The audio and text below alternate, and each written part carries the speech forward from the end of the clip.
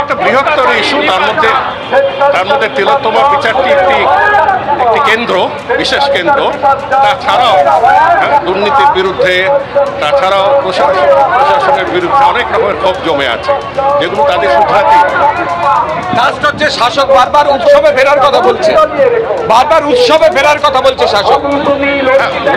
হবে, তার একটা তারিখ আছে, তার একটা সময় আছে, উৎসব হবে।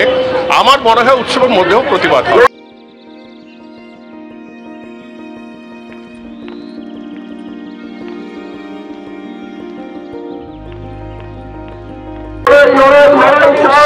প্রতিবাদ হবে, হাত ধরাধরি করে হবে। জয় সরকার বলছেন কদিন আগেও তৃণমূলের যিনি সাংসদ ছিলেন খেলায় সেই সাংসদ পদ হারিয়ে আজকে উৎসবের মুখে তিনি প্রতিবাদে নেমেছেন।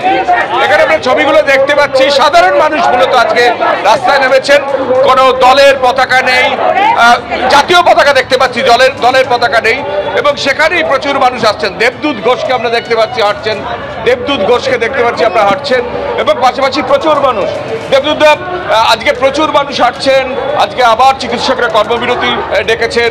বারবার শাসক বলছে উৎসবে ফেরো, এবং উৎসব যখন আগামীকালই মহালয়া, সেখানে এত মানুষ আজকে আন্দোলনে নেমেছেন, রাস্তায় নেমেছেন, প্রতিবাদে নেমেছেন।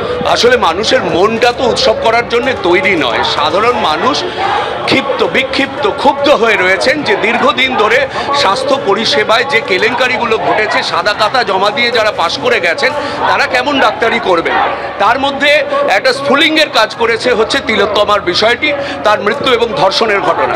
সেই ঘটনাতেও কারা কাজটা করলো এখনো আইডেন্টিফাইড হয়নি, কারা প্রশ্রয় দিল বা এই যে প্রমাণগুলো ছিল কারা লোপাট করলো, সেগুলো কিন্তু একটাও আইডেন্টিফাইড হয়নি।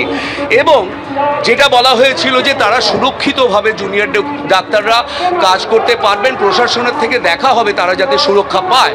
কিন্তু সাগর দত্তে যা ঘটনা ঘটে গেলাম, তোমাদেরই প্রচার মাধ্যমগুলোতে দেখলাম যেভাবে গায়ে হাত তোলা হচ্ছে। এরপরে যদি আশা করা হয় প্রশাসনের তরফ থেকে যে জুনিয়র ডাক্তাররা দৌড়ে দৌড়ে কাজ করতে যাবেন, তারা তো এমনিতেই ভীত সন্ত্রস্ত হয়েছিলেন।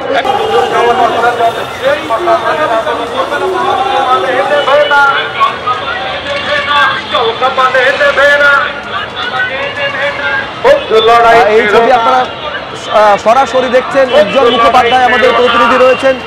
উজ্জ্বল, এই মিছিলের সঙ্গে তুমি রয়েছে, ঠিক কতটা? দেখো, সেটা হচ্ছে হ্যাঁ উজ্জ্বল, আমরা দেখতে পাচ্ছি যে সন্দীপ যেখানে বলছিল যে সেন্ট্রাল এভিনিউ পর্যন্ত মিছিল পৌঁছে গেছে, মিছিলের লেজ কিন্তু এখনো পর্যন্ত বউবাজার ক্রস করে সেন্ট্রাল এভিনিউ পড়ার মুখে, অর্থাৎ দীর্ঘ এই রাস্তা, সেই রাস্তা জুড়ে এগিয়ে চলেছে মিছিল। এবং তোমাকে আমরা দেখিয়েছি যেমন প্রাক্তন আইএএস অফিসার জহর সরকার, তিনি এই মিছিলে হাঁটছেন।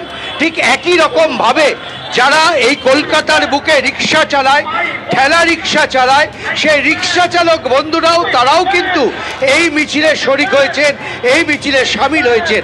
আমরা দেখেছি রাজনৈতিক দলের নেতারা তারা কিন্তু মিছিলে আছেন। শুভঙ্কর সরকার, মোহাম্মদ সেলিম, সূর্যকান্ত মিশ্ররা মিছিলে হাঁটছেন, কিন্তু তাদের হাতে কোনো পতাকা নেই এবং মিছিলের একেবারে শেষ প্রান্তে তারা হাঁটছেন। কারণ তারা দাবি করছেন, তারা মনে করছেন যে শুধু রাজনৈতিক রং না, তাদেরও একটা সমাজে পরিচিতি আছে, সেই জায়গা থেকে তারাই প্রতিবাদের মিছিলে পা মিলিয়েছেন। সব মিলে আজকে কলকাতার বুকে মহালয়ের আগের দিন দেখো, তোমাকে যে ছবিটা দেখাচ্ছে, আমরা দেখছিলাম বিভিন্ন জায়গায় আস্তে আস্তে পুজোর আলো জ্বলে উঠছে। কালকে রাত পোহালেই মহালয়া, স্বাভাবিকভাবে এই সময় সাধারণত পুজোর মুডে ঢুকে যায় কলকাতা শহর, কিন্তু আজকে আমরা দেখলাম তার ব্যতিক্রমী ছবি। হাজার হাজার মানুষ তারা রাস্তায় নেমেছেন, মিছিল করছেন, নানাভাবে তারা প্রতিবাদ জানাচ্ছেন।